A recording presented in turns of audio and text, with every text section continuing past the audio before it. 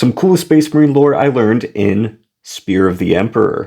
You know the whole 2 hearts, 3 lungs thing? Some Space Marines have 2 sets of eyes. The Mentor's Space Marine chapter leans heavily on Helots, or chapter serfs, the human helpers Space Marines have that usually clean their gear or help them put on their armor. When a mentor goes into battle, all of the data on their armor, all of the cameras and readouts and everything, are sent back to a chapter serf, either in orbit or in an armored vehicle at the outskirts of the battlefield, and that serf watches everything that goes on.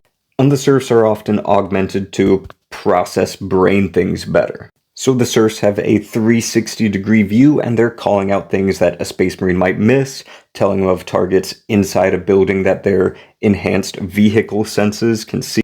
And they're even able to look at the serial number on a cultist's gun and link that to the planetary database and figure out who that gun belongs to, so they can have like the name and service record of the heretic planetary defense force person fighting them.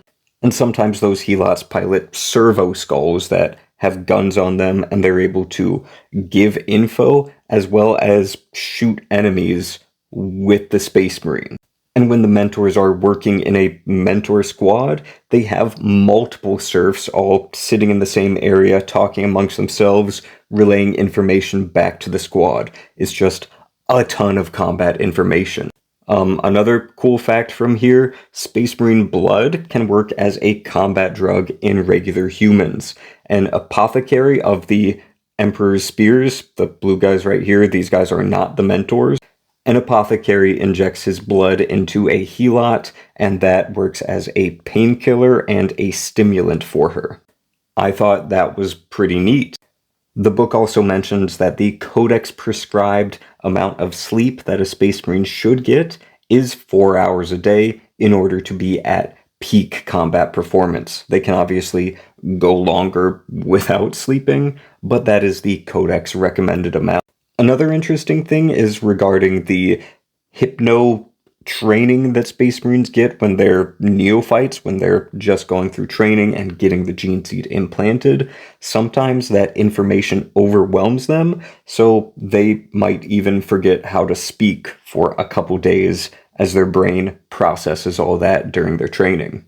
After a mission, a Space Marine can upload all of that combat information that their sensors have onto a space computer on their ship and essentially replay all of their battles and even compare that to previous battles that they've had. So that is a very good learning experience. They can see things that they didn't personally pick up on that their sensors did, and it's just, they're able to learn a lot. Some Space Marines have digital weapons implanted in their armor. Digital weapons are like miniaturized versions of other weapons.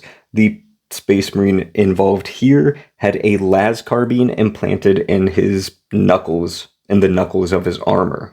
It only works in short range, but he's still able to pew-pew other people or enhance his already enhanced punch.